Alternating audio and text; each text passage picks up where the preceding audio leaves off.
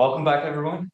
Today we have two lectures from Professor Mark Skousen. He's the chair at Chapman University and is known as America's economist. And he will be lecturing to us today on the history of economics. Welcome, Mark Skousen. Great. Matthew, thank you very much. Yes. So I understand you have a number of people. Is this a live presentation? Oh, okay, fantastic. Yeah, that'd be great. More questions, the better. So I've decided to divide the lecture on the history of economic thought into two lectures. I'm delighted to have this opportunity to speak on the history of economics. I teach a course in history of economics, which is not taught in major universities today. The focus is entirely on how economics works today with no historical background whatsoever. And I think that's unfortunate. The Austrian school has always emphasized history of thought, but it has disappeared in major universities. However, liberal arts colleges tend to have history of thought courses. So I teach at Chapman University. I teach a history of economic course through various topics. For example, I have a class called Modern Political Economy: Who's Winning the Battle of Ideas? So I use as my textbook the Making of Modern Economics, which starts with Adam Smith. I do have some pre-Adamites that I discuss. So it's a little bit different than Murray Rothbard's, but I did want to, I brought with me a number of textbooks that have been used over the years in various places. So let's see, where do I point to get it to move? Okay, no. Oh, there we go. So the most famous one is this one, The Worldly Philosophers. Worldly Philosophers. I noticed the latest edition on the cover does not even have Adam Smith or Karl Marx on there. They do have Keynes. They have David Ricardo. I mean, it's a mixed bag. I guess they wanted to. Either the designer had no concept of the history of economics, because he just has a bunch of individuals. But as you can see, you do have Karl Marx and Keynes and Adam Smith in this book called The Worldly Philosophers by Robert Heilbroner. Now, he hid his bias in the sense that he was a well-known socialist, but you wouldn't necessarily know that in reading the book. He's trying to present an objective view. Heilbroner taught at the New School of Economics in New York City. He does give a rather favorable review of Adam Smith, but if you read the book, it's clearly more his favorite economists are Karl Marx, John Maynard Keynes, and Thorstein Veblen. He likes Schumpeter also. He has a chapter on Schumpeter, but nothing about Mises and Hayek and the other Austrian school. Nothing on the French school, the French laissez-faire school of Bastiat, of Say, and Tocqueville. So it's a hit and miss type of book, but it has a title that is eternally the best title ever in the history of economics, called The Worldly Philosophers.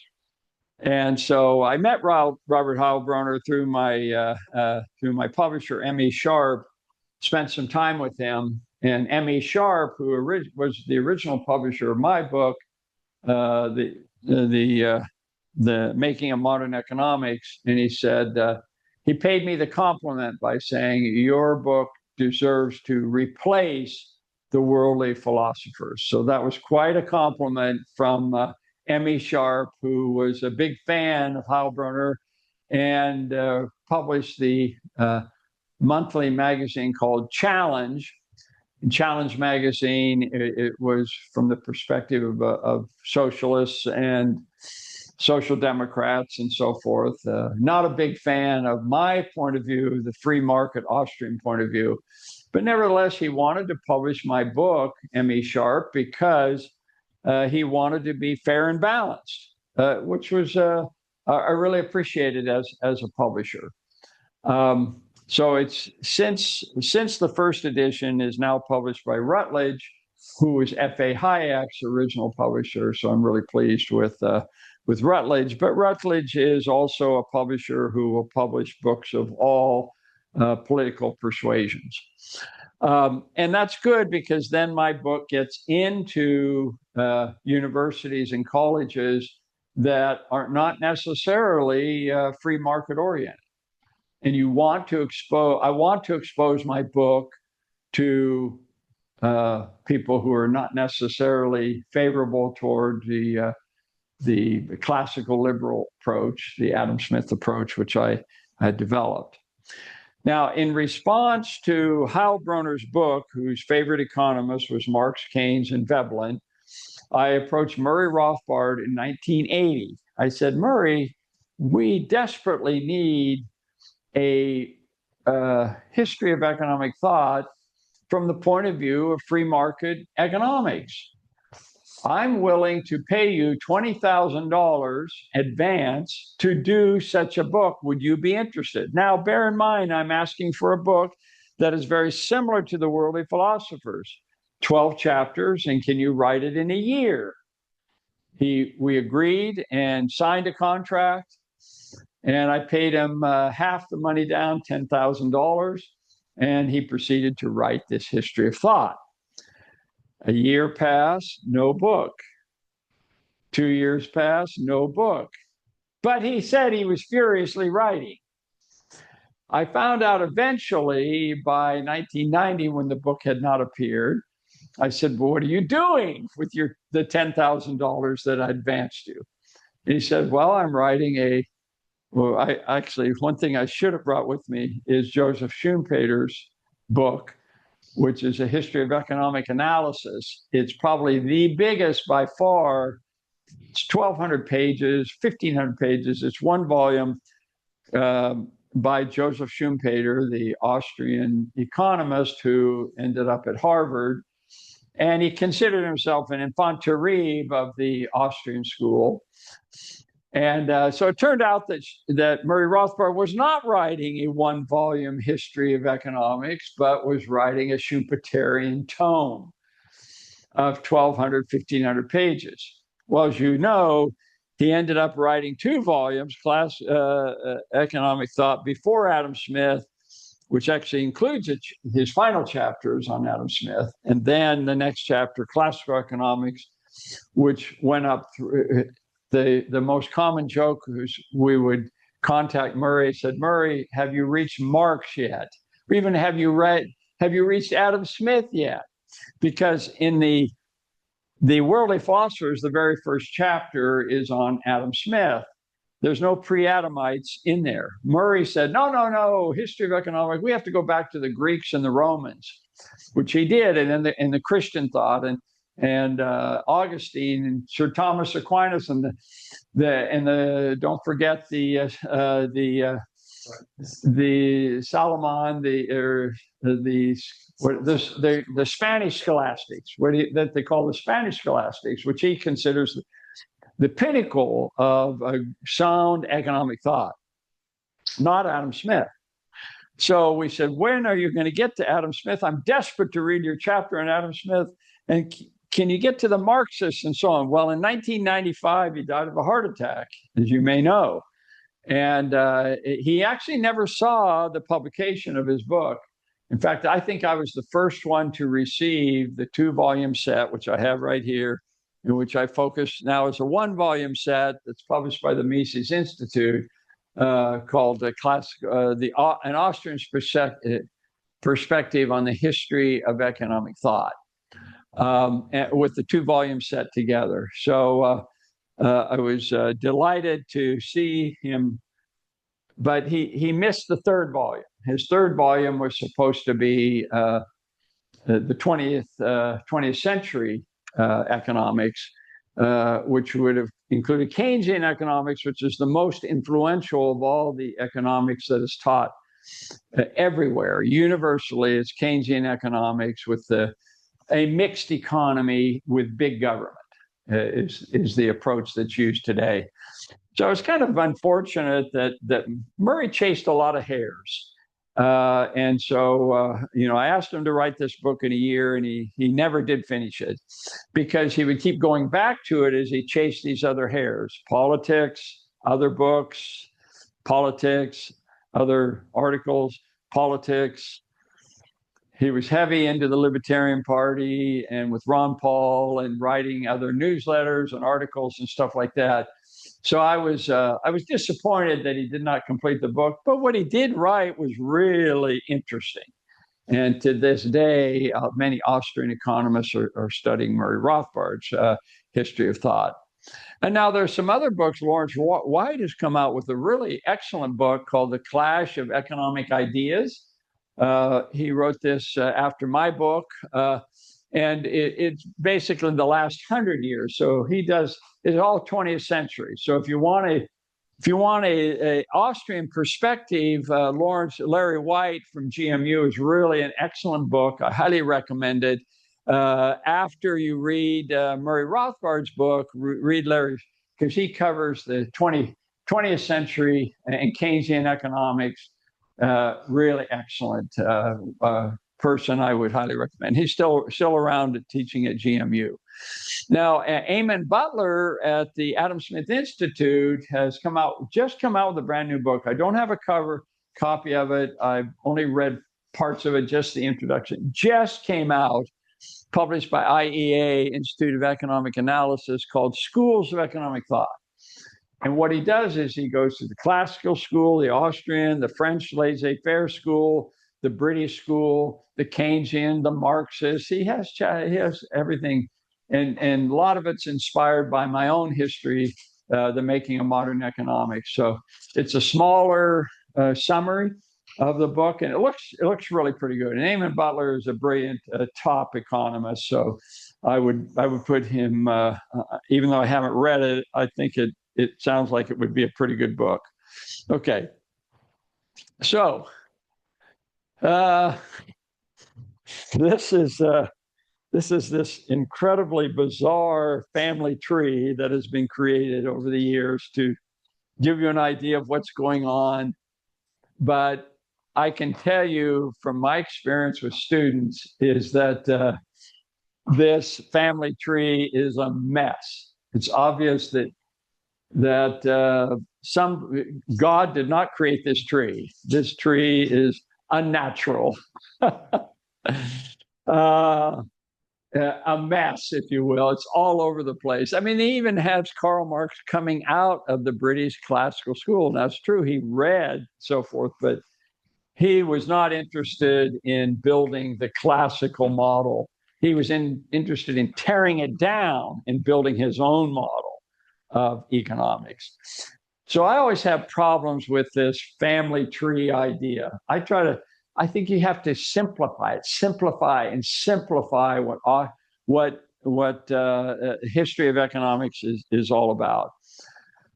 So you do have the Austrian school down here, but I mean, Keynes, you have Mises, you have this. They're just all over the place, and you have some Adamites as well that you find, including the Salamanca school. They've got that there. Pre-Adam. So let's take the basic approach that's used today to describe how we should look at economics in the different schools of economics. Now, this is the standard approach. The standard approach is the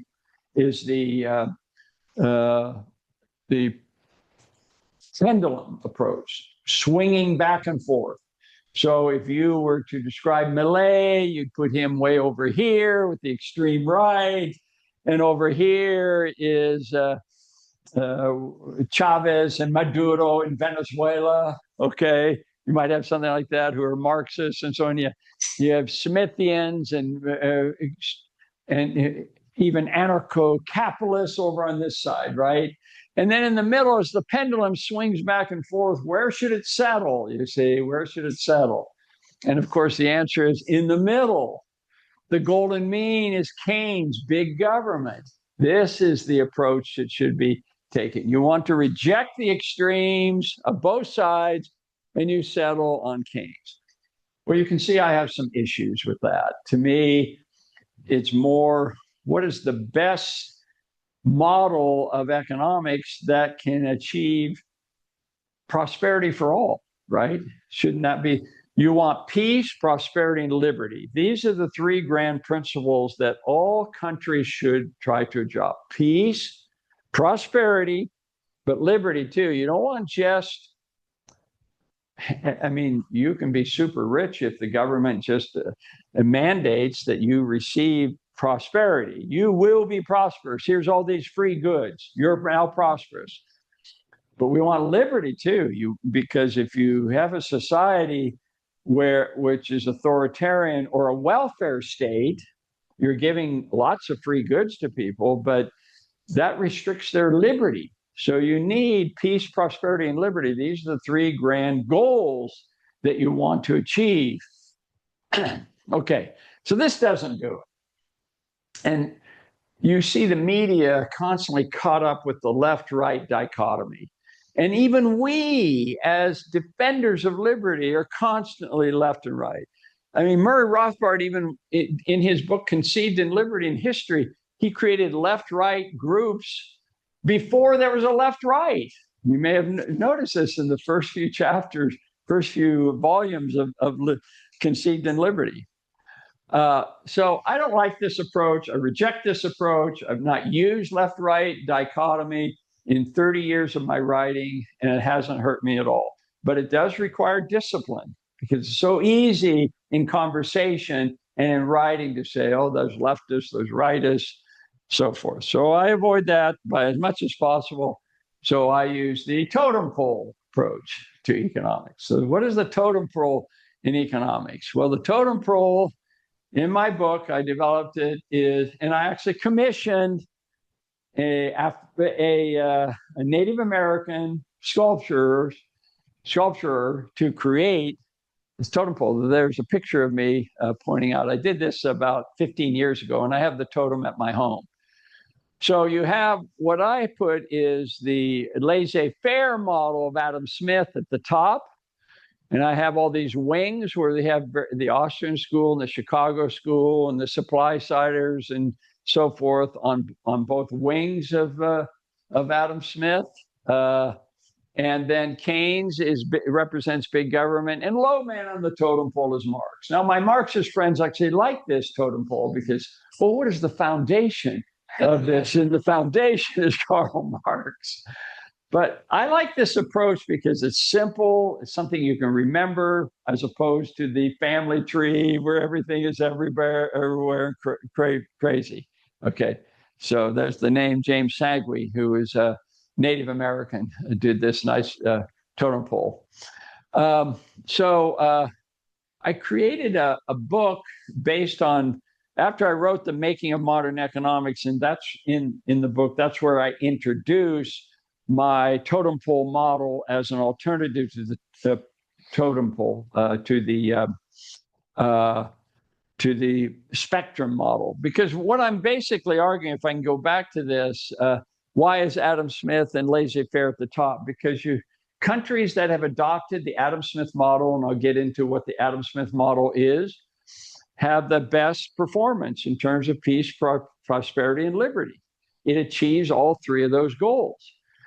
Big government, Keynes you do have economic growth under big government, but it's not as prosperous. The growth rate is slower because of big government. And you lose some of your liberty, and sometimes you get into wars, okay? And then Marx is at the bottom because totalitarian regimes minimize personal liberty and business liberty. It's often corrupt. And economic growth is actually often negative for countries that have adopted the authoritarian model. So when I look at solutions for peace, prosperity, I put Adam Smith at the top of the totem pole, followed by Keynes, and Marx is the worst. So that's how I developed my Making of Modern Economics. So I wrote a shorter volume kind of a summary volume, because the Making of Modern Economics does discuss a lot of economists. But I use the big three here as a way to summarize economics in a very simple way.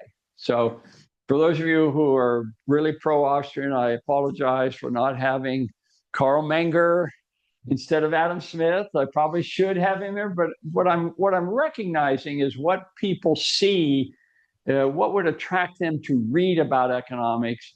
So I use Adam Smith as defective as his model is, as the ideal to represent laissez-faire. And I will show you a number of quotes where Adam Smith was spot on in many ways and can symbolize the laissez-faire model. So my book, this book, and The Making Modern Economics has been translated in 6 or 7 other languages. The Big Three in Economics was recently translated into Arabic. So the question is, how did they design the cover? It's always very important. Where did they put the Big Three? Well, Marx is on top. That's very different. If you'd read the book, if the designer had read the book, he would know that Adam Smith should be on the top. But they've got, why? Why did the designer do this? Because he wanted to sell books. And in the Arab world, Marxism dominates. And you look at the Economic Freedom Index, and it's pretty far down. Countries in the Middle East are far down. Now, some of them have been more open recently, but they're the countries that are like the UEA, for example, and other that you go to Dubai and stuff, and there's quite a bit of economic freedom there. But that's oil money that has given them the freedom to create this prosperous environment, and they look the other way when it comes to economic and personal freedom and so forth. So the Arab state's supposed to abolish all drinking of alcohol and stuff like that. Well, that's just kind of ignored in some of these places. Now, I have been invited to give a keynote address at a conference in Saudi Arabia. I've been to 81 countries, but I've been invited now at a conference that the king of Saudi Arabia is going to be there, and the prince and so forth. So it's going to be America's Economist is going to the Middle East, and I'm hoping to have some influence there and kind of move. But thank goodness they at least, this is not bad, actually, because the Marxists will say, oh, I got to read this book, and they'll find out right away that Adam Smith deserves to be above Karl Marx and Keynes. Anyway, I thought you'd get a kick out of that. I did when I got this book. Okay, so let me explain why I put Adam Smith on the cover and not Karl Menger, okay? Now, my chapter on the Austrian economics is really good. And you can see, and I'll explain a little bit in my next lecture as to why Karl Menger I consider the greatest economist ahead of Adam Smith. But just in terms of what Adam Smith was achieving, his goal was really positive. Now, maybe he didn't do it the way we look back and say, well, he should have done this and should have had the marginal revolution. But look at what other people have said about Adam Smith and his system of natural liberty. So I don't want to do all the reading. So Matthew, you want to read these quotes? Adam Smith did for economics in many ways like what Charles Darwin did for biology, a new framework. Wesley Mitchell, 1934. The Wealth of Nations is the most important book ever written about capitalism and its moral ramifications. It was intended to make men better, not just better off. Jerry Muller, 2002.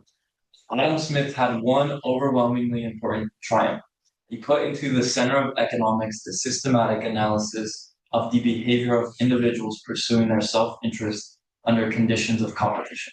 George Stigler, 1976. When we read this work, we feel that previous to Smith, there was no such thing as political economy. JB say 1827. Now, Murray Rothbard in his book has what I would call an infamous, not a famous, but an infamous chapter on Adam Smith. But he does the fact that he puts Adam Smith in the center of his book and called it the celebrated Adam Smith does focus on the significance of Adam Smith, and he cannot be ignored. Okay, and even though Murray Rothbard was a critic of Adam Smith, and I think misunderstood Adam Smith, so we do have a difference of opinion in that regard. And in fact, his failure to recognize, I think, the brilliance of Adam Smith, the genius of Adam Smith, is one reason I decided to write my own history of thought. Because Murray did not really fulfill my original goal of having a one-volume history from a free market perspective, and that's what my book tries to do. Okay, but as friends, and Murray and I were very good friends. You can differ, you can disagree without being disagreeable, which is so important. So there is a difference of opinion that I have. So my argument is that Adam Smith, despite the defective problems that Adam Smith had, that Murray is very good at describing, he missed the big picture, in my opinion, as to the greatness of Adam Smith. So to me, here's my comparison. You see a beautiful picture at a distance of a beautiful woman. Marilyn Monroe. You see a beautiful picture. But if you get too close to Marilyn Monroe, you see the pock marks, you see the blemishes, you see the defects in the body, right? You can't help, if you get too close to the skin, that's what you're going to see. But if you move back, you can see the beauty. So that's what I think Austrians and critics of Adam Smith need to do. If you get too close, you start attacking this or that problem that he had over certain issues. And I've had a debate with, you can go online and see this debate that I had with Gene Epstein, for example, at the Soho Forum. We debated Adam Smith. And of course, I lost that debate and so forth because he was really good at pinpointing, oh, look what he rent control, or not rent, I can't remember what it was, his attack on landlords. He failed to meet the marginal analysis and so forth. He was a plagiarizer. There's lots of arguments that are made against Adam Smith, but they miss the big picture. And these people see the big picture. I mean, like Wesley Mitchell makes these incredible statements. You know who Wesley Mitchell is? For those of you who are not familiar with Wesley Mitchell, he was the top professor at Columbia University for many years, and he established the National Bureau of Economic Analysis, the NBER, which is the scientific organizations that are constantly doing econometric models and stuff like that. And he was considered the man with no theory. He said, we want to make economics scientific. Ludwig von Mises argued the same thing. It needs to be objective, a priori. And Wesley Mitchell was famous for that. But he has this history of thought where he says some incredible things about Adam Smith, which you can now go to the Adam Smith Institute. I had them post what Wesley Mitchell said in 1934. 1934 was when the Great Depression was destroying free market economics. Socialists, everybody on campus became socialists. Keynesian revolution developed during this time period. And Wesley Mitchell, here's this economist with no theory speaking eloquently about Adam Smith, saying he's the Charles Darwin of our era. So why would he say this? So who is Adam Smith? Scottish philosopher and professor at Glasgow University, wrote two major books, The Theory of Moral Sentiments in 1759, and then, of course, The Wealth of Nations, which he's most famous for, 1776, Declaration of Economic Independence, because it came out in the very same year as the Declaration of Political Independence. And I'm going to be giving a series of lectures in the next year on Adam Smith because we're celebrating the 250th anniversary of our country and of the Wealth of Nations, which is really was a very profound, influential book, especially when it came to free trade. What could be more relevant today than the Adam Smith models regarding free trade when you have a president of the United States who is violating everything Adam Smith taught about protectionism and free trade and even fair trade. So very relevant to today's actions. And Alan Greenspan actually he wrote a book called Capitalism in America. Alan Greenspan being the Fed chairman for 20 years. Alan Greenspan has written in this book that America adopted the Adam Smith model better than any other country. So we need to know what that Adam Smith model is in the history of economic thought. So the Adam Smith challenge, here's the Adam Smith challenge. Oops, oh boy. You want to fix that for me? So what is the Adam Smith challenge? Who would like to read this? Darren, or you want to? Says the Adam Smith challenge. How could the invisible hand work where pursuing his own interest he frequently promotes that of society? Wealth of Nations, page 423. There was no Presumption. There was no presumption that peoples pursuing their own self-interest, even if they perceive it correctly, would have any more broadly beneficial consequence. Quite the contrary, so much so that acting purely on one's individual self-interest was taken as a vice, and the standard adjective to such behaviors was vicious. Before then, the mercantilists of the 17th century had likewise been skeptical that individually motivated behavior could make a nation economic better off. Their approach was to run economic affairs from the top down. Benjamin Friedman, 2022. So Benjamin Friedman is a Harvard economist and spoke very highly of the Adam Smith model here because he reversed this traditional view that private interests like trying to think of the book Bernard Mandeville talked about how vices lead to the benefit of the individuals, and nobody really bought that. In fact, Adam Smith was very critical of that argument. What Adam Smith argued was that your own self-interest could lead to benefit all people. And Leonard Read is famous with the I pencil example. I know this isn't a pencil, but if you've read I Pencil by Leonard Read, he describes the genealogy of how everyone is working to their own self-interest, but the result is this pencil that everybody can use. And capitalism is full of examples of that sort of thing. So this is revolutionary, this invisible hand doctrine that represents Adam Smith's view. And he was imitating Sir Isaac Newton in many ways. What Adam Smith wanted to do, and it was very challenging to do this, he said, well, Sir Isaac Newton, what did he do for natural philosophy, which he called the system of natural philosophy in the sciences? What did he do for science? Well, he created all these rules, the Newtonian physics he developed. And Adam Smith said, hey, this is what I want to do for the social sciences, which is he called the system of natural liberty.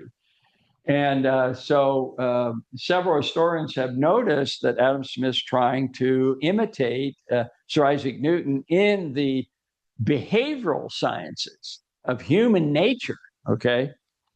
And you see this in this wonderful quote in The Wealth of Nations. Who would like to read this quote and see if you see any similarity to Newtonian physics? Darren, you want to read that? When the quantity brought to market is just sufficient to supply the effectual demand and no more, the market price naturally comes to the central price, to which the prices of all commodities are continually gravitating. So you certainly see the term gravitating, which would be Newtonian, right? But it's describing equilibrium. So we use this term, we borrow from the physical sciences a lot with velocity, inflation, equilibrium, all of this terminology. And Adam Smith's trying to do this.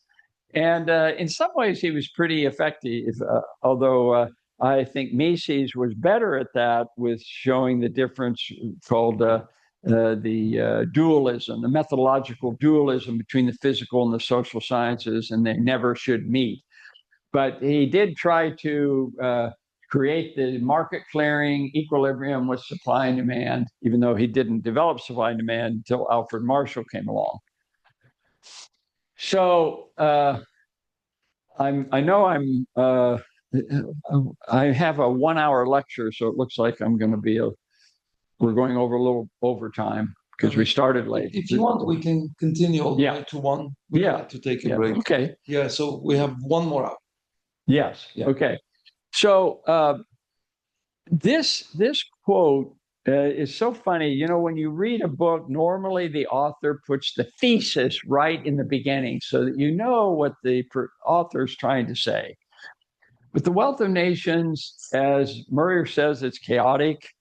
You don't quite know what the next chapter is going to be and so forth. So I found his thesis, which he calls the System of Natural Liberty, on page 651, buried in this Wealth of Nations book. And I said, oh my gosh, this is his thesis. And what is his thesis? Would you like to read the statement? Ground principles of the system. Every man, as long as he does not violate the laws of justice, is left perfectly free to pursue his own interests in capital into competition with those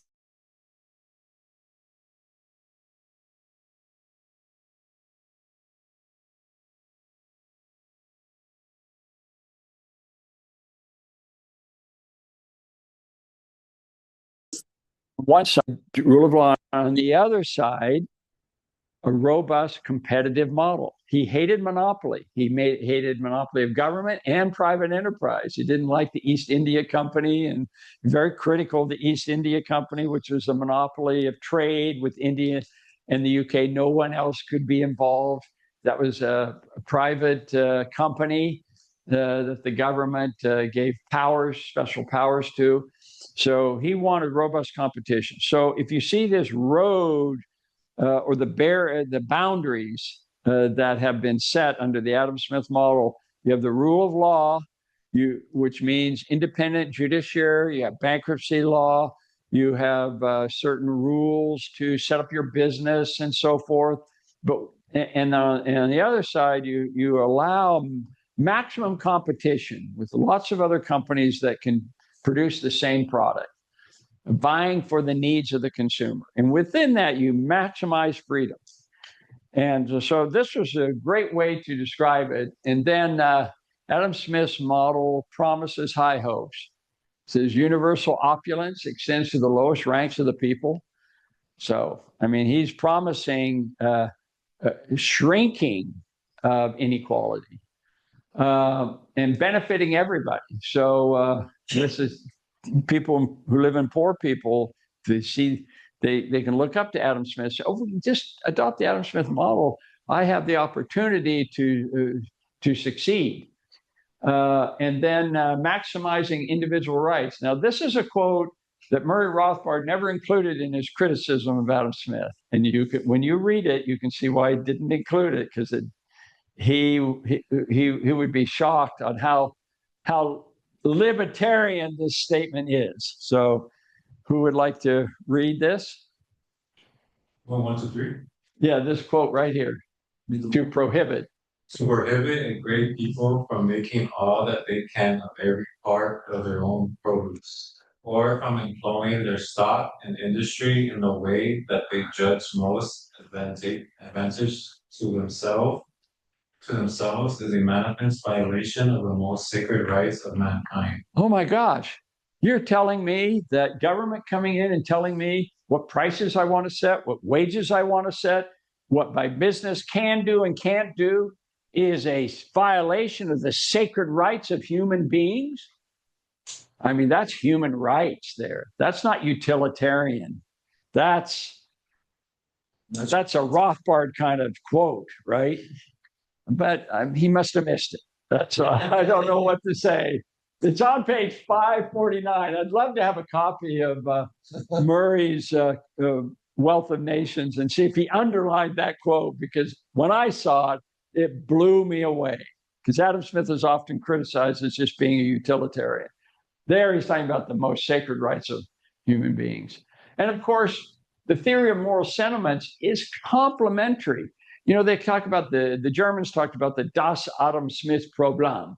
Well, the problem was how can you talk about sympathy toward your fellow man in the theory of moral sentiments, have sentiments toward your fellow man, and the self-interest that's promoted in the invisible hand doctrine in the Wealth of Nations? How do you explain this contradiction?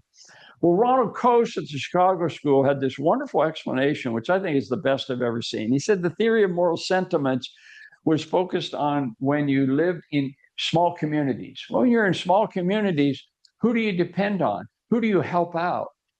Your friends and your family, right? Because you know everybody. There are no strangers in a community. But in the Wealth of Nations, written, 15, 16 years later, now he's talking about the big cities. He's talking about London.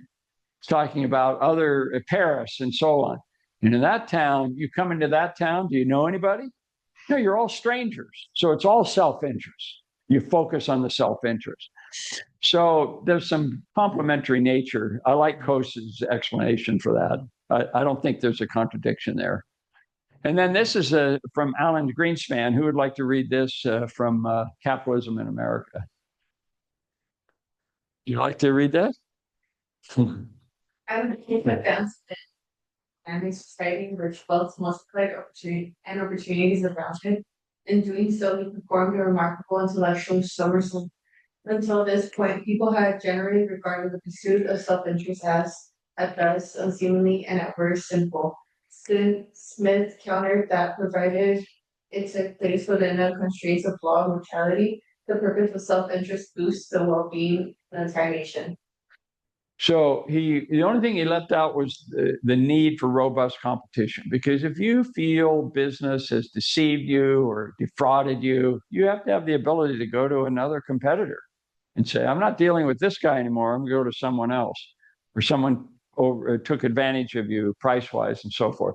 But the constraints of law and morality. So this is focus. And he did say in another part that America is the best example. The American dream is the best example of the Adam Smith model. So I think that's why I'm actually in my book. I have a new book out, by the way. I should tell you about this. It just came out in the last couple of months. It's called The Greatest American, Benjamin Franklin, the world's most versatile genius. I came up with 22 careers that he had.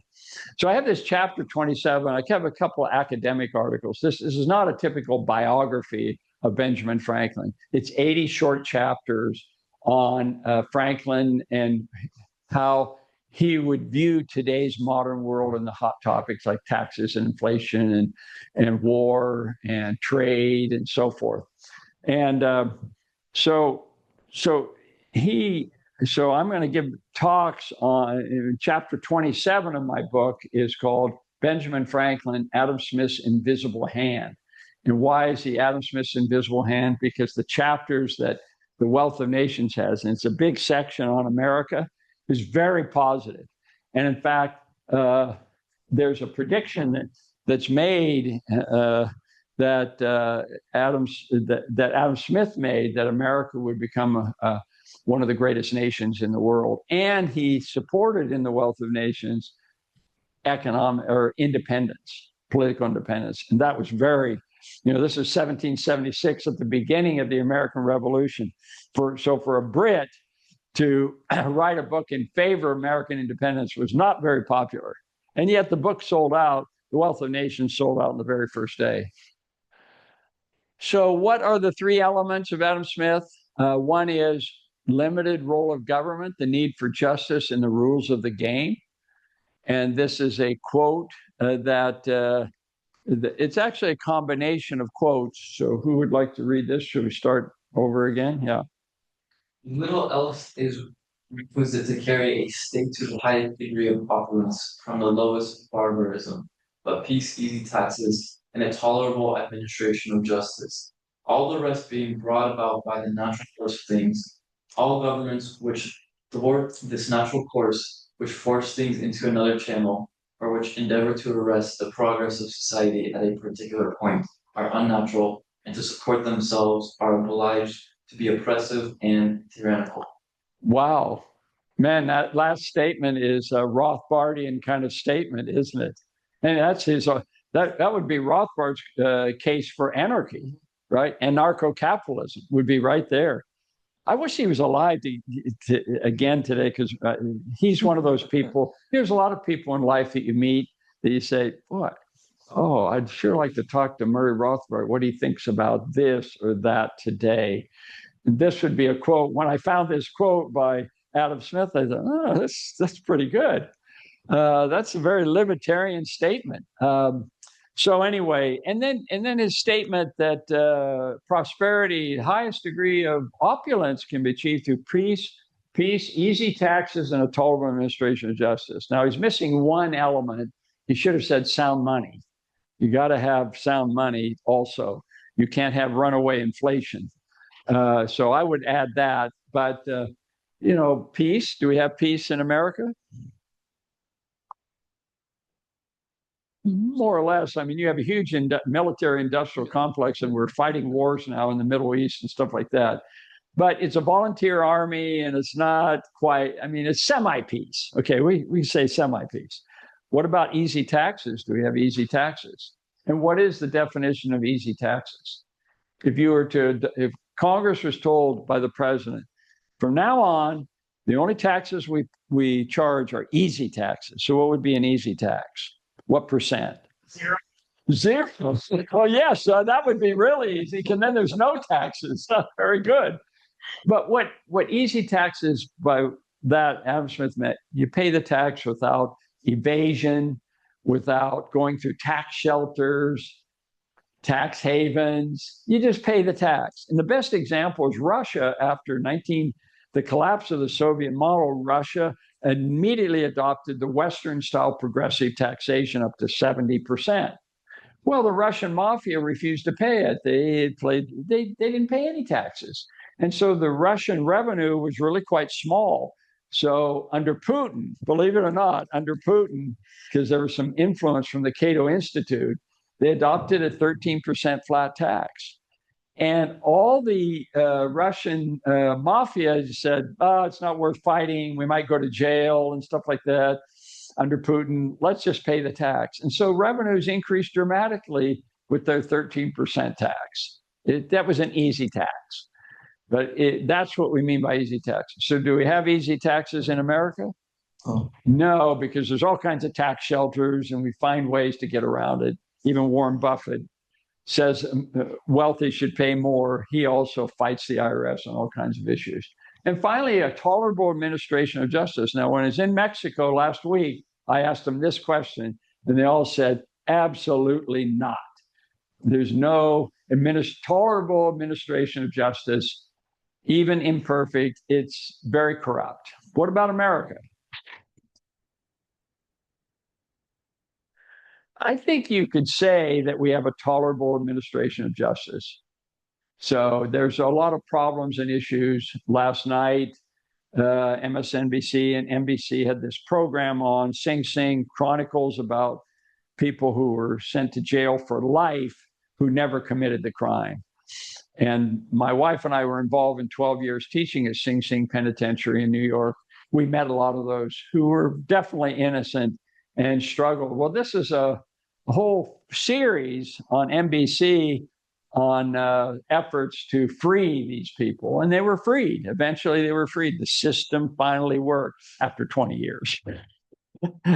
So tolerable, not perfect, but tolerable. And if you want to look at The Economist publishes from time to time the corruption index, and they rate each country by level of corruption. And the least corrupt are the North European countries. And the worst, of course, are Korea and people like that. And America is decently near the top, but not at the top like these other countries. Singapore has done really well in that area, in that regard. And Asia used to be extremely corrupt, especially Singapore, and now it's on top. Free to choose. The Wealth of Nations says every individual can, in their own situation, judge much better than any statesman or lawgiver can do for him. So that's that decentralized, Hayekian view that who knows the most about a business? It's not the CEO, it's the people who work daily on the floor. So there's all this about a Scotsman who's a person who's primarily upon pushing his own fortunes and possessions to a high degree. It's kind of an interesting discussion about Adam Smith and the Scottish view of the world. Of course, the Scottish view is also very parsimonious. They're famous for really getting the best deal and that sort of. And there's a lot of that in America. There's a lot of business people, boy, they keep pushing and pushing to get the best deal, right?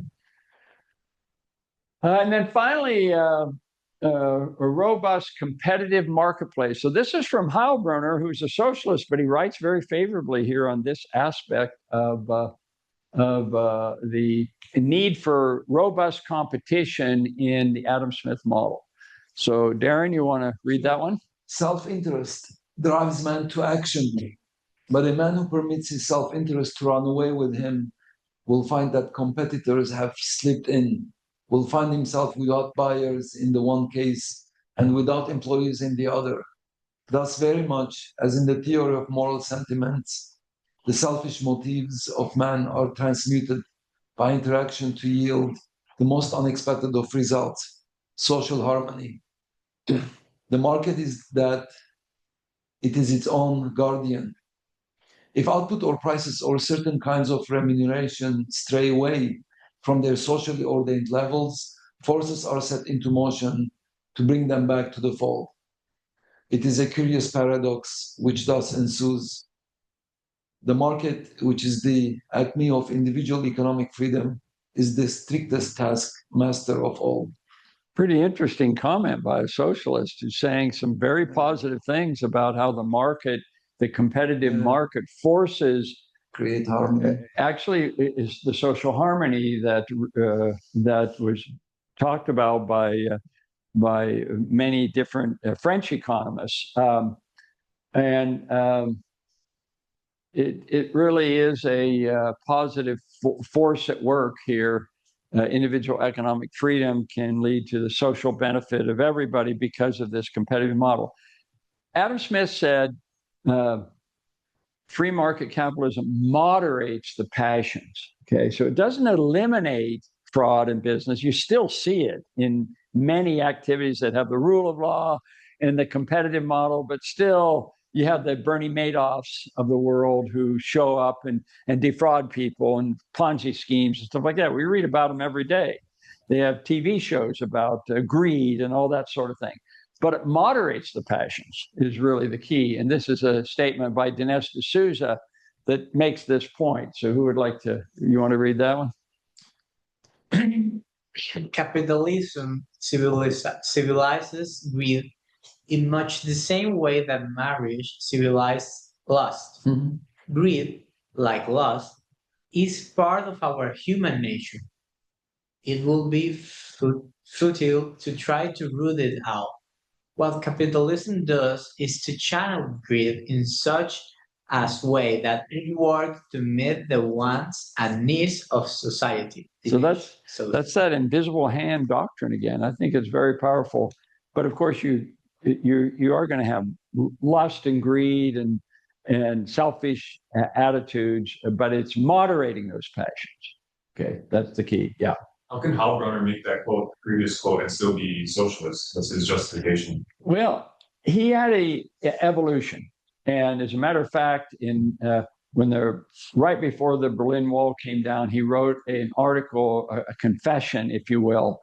He said the battle between socialism and communism, or between capitalism and socialism, is over.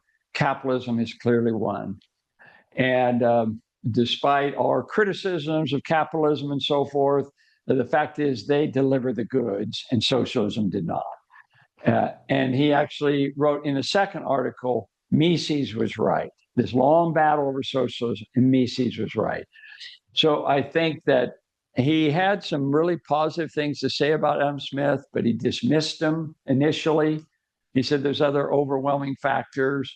But I think he had a sense that maybe history would prove Adam Smith right. So he changed his mind. So, and it's very hard to do. Once you've published a book and you make a certain claim, it's really hard to reverse your view. So I give a lot of credit to Heilbronner for having made that change. So maybe he looked at this and said, maybe there's more to the Adam Smith model than what I wrote. Yeah. By the way, if we have questions, tell your audience to feel free to ask any questions. We'll go through it. Yeah. Yes, sir. Are you Scottish? Am I Scottish? No, I'm Danish, believe it or not. Danish. My ancestors came over from Denmark in the 1860s. So it was, but no, I'm in middle ground when it comes. I'm not really Scottish and trying to get the best deal possible in a deal. I'm kind of generous in that respect. I'm more of a George Clason, richest man in Babylon type, who was very liberal in his expenditures and so forth, but never coming close to bankruptcy because he was always earning more money and living within his means. But as your means increases, you become more generous. I think that's a much better approach. So I write an investment newsletter. Finance is one of my areas, but I definitely am in the middle ground and not quite the Scottish penny pincher. I was curious if that perhaps influenced your perspective on Adam Smith at all. I was originally, in fact, I'll tell at the end my Murray Rothbard and why I converted over to Adam Smith on that very issue. I'll end with that discussion. I'm going to skip this. This is a discussion of mercantilism and how Adam Smith he has a huge section in book 2 and book 3 and so on, or book 3, where he starts criticizing the mercantilist system, numerous rules and regulations, and the top-down argument that we need to regulate because if you're acting alone, you're going to commit all kinds of crimes and self-interest is bad and stuff like that. That was the basis of mercantilism. So again, some great quotes from Wesley Mitchell in that regard. And The Wealth of Nations, who would like to read this? Would you like to read this quote from Wesley Mitchell, 1934 again? Rapidly, every person is the fullest opportunity to decide for his own individual self what is the best way to use his labor and whatever capital he possesses. In other words, the best policy for governments is to interfere as little as possible with the occupations and investments of its citizens. So that is the basic theme, the Adam Smith theme. And we can argue as to what level of that should be. But you need some stability. I'll tell you one thing I like about the Hong Kong model, which I use for tax. I have a whole section in my book, Economic Logic, on what is the correct principles of taxation. And one is have a very simple tax policy, easy taxes, and make sure it's permanent, that you don't change it every 3 years like we do in the United States and other countries. Very important you have a permanent policy. So Hong Kong in 1960 established a tax policy, which was easy taxes. It was progressive tax up to 50,000 Hong Kong dollars. And then after that, it was 6.5%, right around that time period, 6.5%. No tax on interest and dividends or capital gains. So you want to encourage capital investment.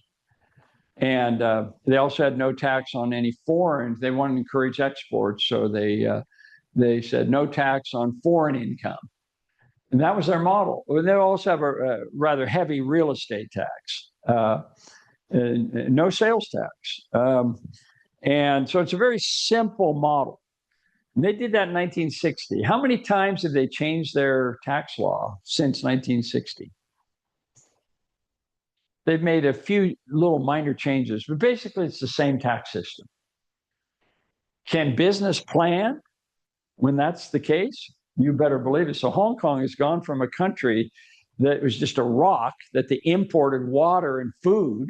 After World War II, it was just a rock with a few colonists. And now they have 6 million people, and it has the highest per capita income of any country in Asia, any country. Until recently, with the unpleasantness of the communists coming back and saying, oh, we better take this over. We need to change this. So what did the model Adam Smith call for? What did he call his model? Anybody want to guess? What's your guess for that? Laissez-faire.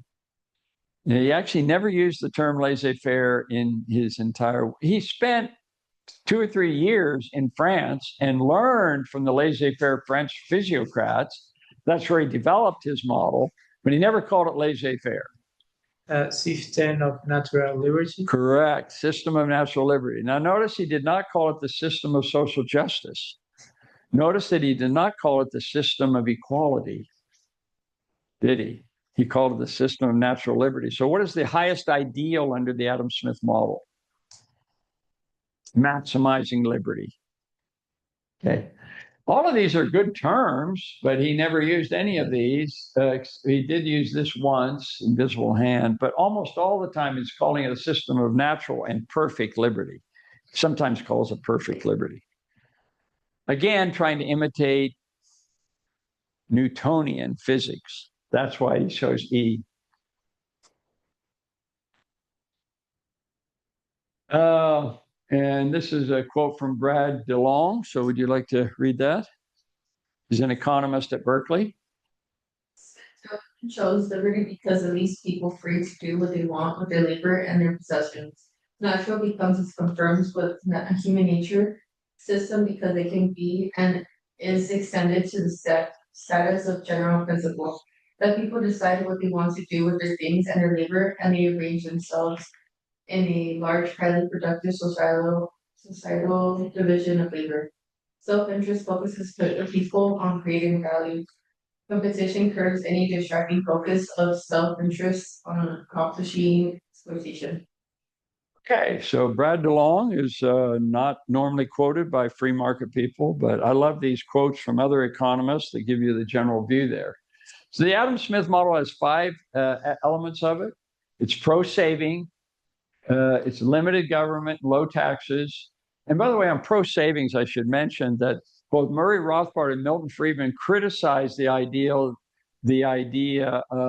a high savings rate. They said it's just whatever people want. And the evidence is overwhelming that countries that adopt higher savings rates and use their savings productively grow faster. And I think that's important. Limited government, low taxes, sound money, back then the gold standard, silver standard, tolerable administration of justice, and free trade. These are the elements of the Adam Smith model. The John Maynard Keynes model is quite different. So I go back to I should tell you, my book, The Making of Modern Economics, which makes it different than all other textbooks, is that I create this ideal of the Adam Smith model. And then I judge every economist to the degree that they want to improve upon the Adam Smith laissez-faire model, or do they want to tear it down? And Keynes and Marx try to tear down and replace the Adam Smith model with their own model. In this case, big government. So they encourage consumption over investment. They run deficits in public works during slumps. Permanent easy money. Taxation should be progressive. Big government is a built-in stabilizer, and fair trade over free trade. So you can see that's a very different model. You don't put them under Adam Smith, okay? I don't think. I think they're tearing down the Adam Smith model. And then, of course, Karl Marx model, workers are exploited by capitalists, labor theory of value, surplus value, falling prices, the accumulation of capital, the crisis of capitalism, the imperial nature of capitalism, historical materialism. There's lots of elements of Karl Marx which are really quite different than the Adam Smith model. They do have something in common in that they worried about the alienation model. Marx said that capitalism alienates workers because they're repeating, doing the same thing over and over again. In the textile industry or the auto industry, you're there to put your little part in. You're alienated from the system. You're doing something that you wouldn't do on your own. Okay, you're working for the man. That's called alienation. And Adam Smith talks about that too. He says, "Yeah, we need to educate young people because if they get into an occupation where they're doing the same thing over and over again, like the loom built in India, where they make those looms, and one day they're doing this all day long, creating these textiles, right? These rugs, these beautiful rugs." And this is what they do 8 hours a day, starting at 12 years of age. You ever seen that Milton Friedman study of the Free to Choose? It's really a cool video about these people doing this all day, starting as young people. And I asked my students at Chapman, would you really like to do this all day? No. Okay, so just a short economic freedom index is something that all our people need to know about. Economic freedom index created by the Fraser Institute and Heritage Foundation. They do it equally. Milton and Rose Friedman were very much a part of that, as well as Jim Gortney at FSU, the late Jim Gortney, and many other people. Michael Walker from the Fraser Institute created this index of 5 basic criteria. It's basically, how can we measure the Adam Smith model of prosperity and laissez-faire? And they said they came up with somehow a way to measure size of government tax policy. These are one number index for each one of them. Then they create a one index for each country to measure, keep it simple, and how can we measure them and compare them from country to country. Legal structure, sound money, free trade, and business regulation, labor regulation. So, and here's their conclusion. I mean, it's pretty dramatic. They found that more economic freedom, higher standard of living. They confirmed the Adam Smith model using his 5 criteria. And this is an empirical study, very powerful. I've given lectures on the Economic Freedom Index in academic circles, and there's lots of academic articles on this. The danger of economic freedom in decline. So we actually had an increase in economic freedom after the collapse of the Berlin Wall, which was quite dramatic, but since the pandemic, we've had a decline in economic freedom. And in the United States, even more so, after what happened in 2001. What was the big event in 2001 that caused the decline in economic freedom? 9/11. You got the Patriot Act, you got the war in Iraq, you got the financial crisis. There are all kinds of things that caused the U.S. to decline. And we will see, the jury is out. Will Trump's America First policy, will that reverse it? I question that. I think some of the things are positive, some are negative, and certainly the trade war is a big mistake, in my opinion.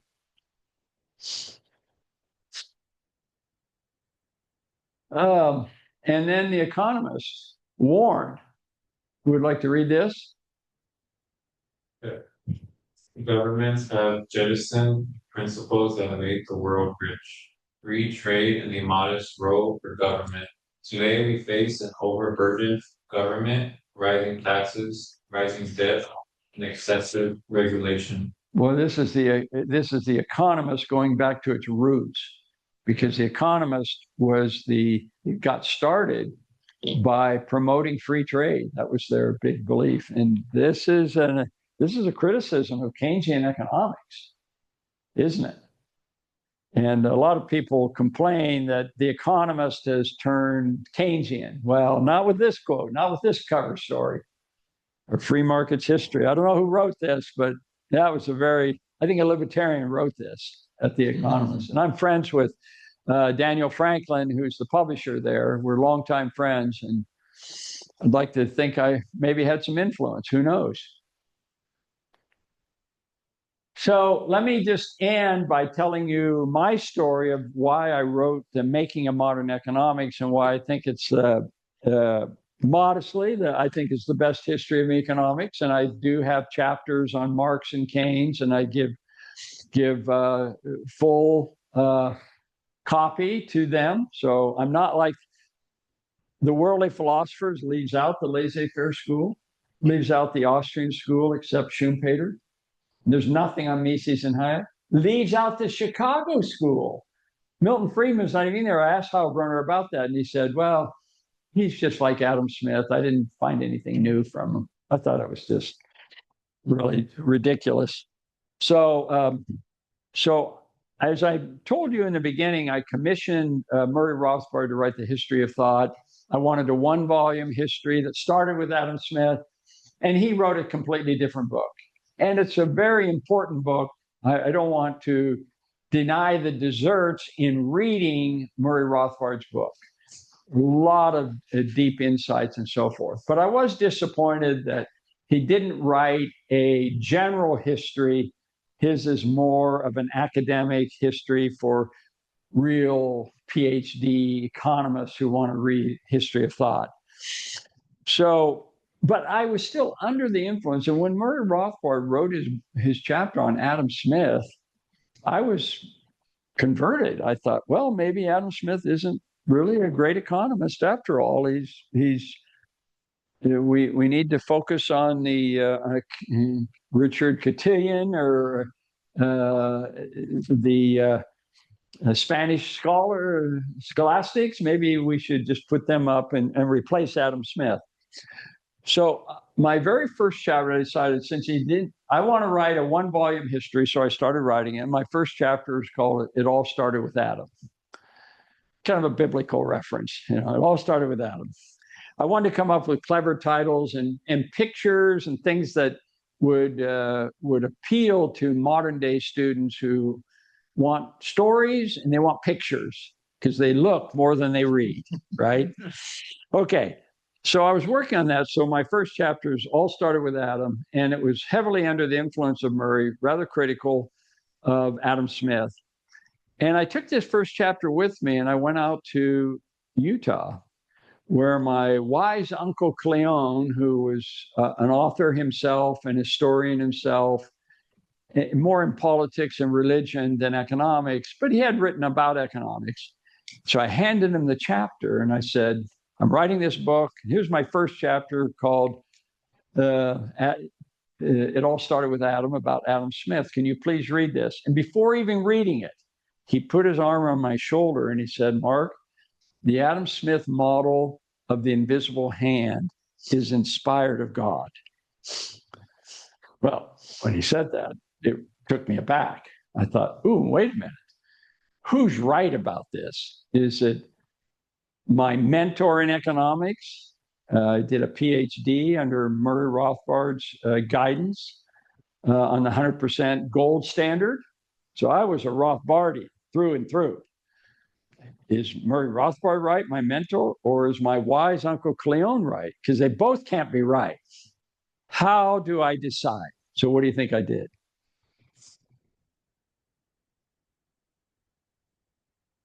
How did I decide?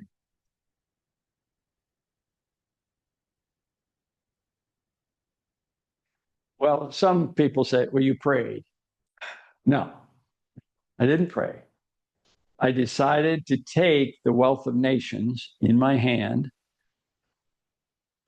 unabridged, 1,000 pages, and read it cover to cover, which I had never done, and see if Murray Rothbard's right or my wise Uncle Cleon.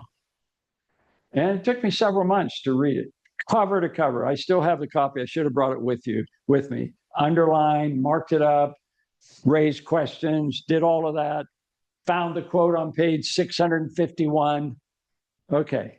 And when I was through after 2 months, I put the book down, and it was very clear to me that Murray Rothbard was wrong and Cleon Skousen, my uncle, was right. And this book is inspired.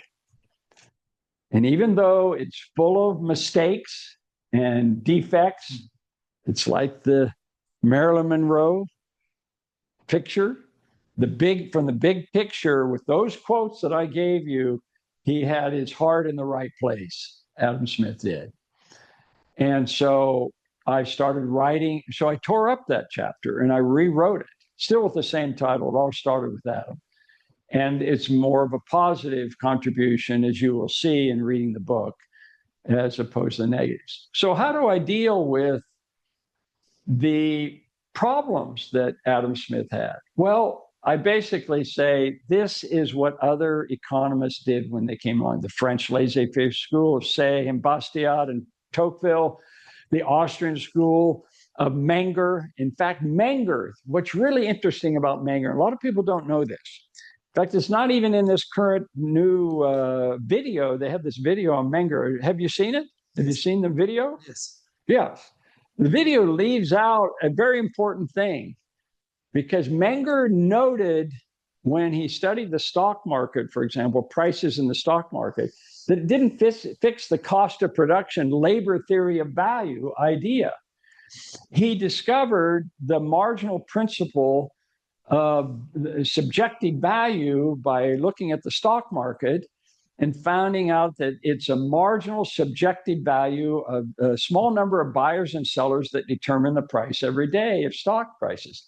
So he wrote his Grundsatz, his structure, his principles of economics in a frenzy, he says. He was in a frenzy because he had this breakthrough enlightenment on what was wrong with Adam Smith and his labor theory of value.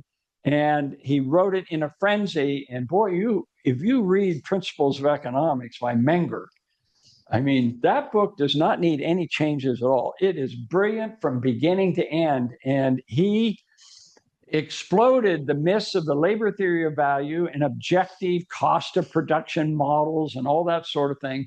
So, but he said, look, I found the defect in Adam Smith, but I'm going to make his model system of natural liberty better. He wasn't trying to tear it down and replace it. He was making it better.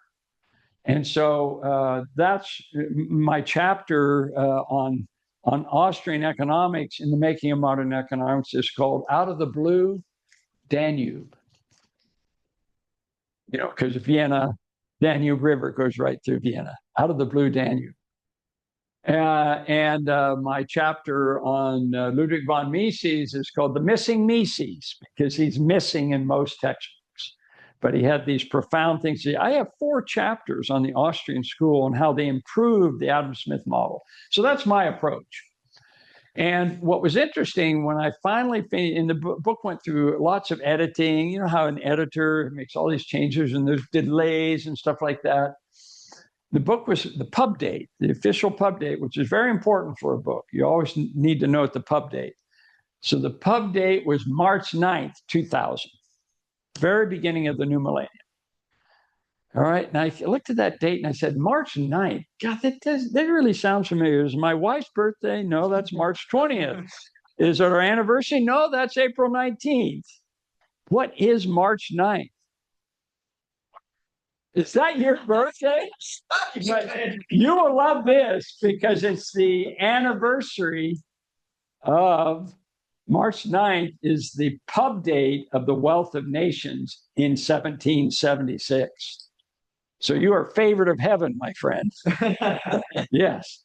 So I knew that my book was meant to be with him on the cover, which is taken from the statue. And I was at the statue of the dedication with Eamon Butler and Vernon Smith of the Nobel Prize winner, Vernon Smith. We were all there for the dedication in High Street on Edinburgh of this picture of Adam Smith, not smiling, but looking down upon England and across to America with the kind of a serious look on his face saying, "Get your act together, folks. Read my book."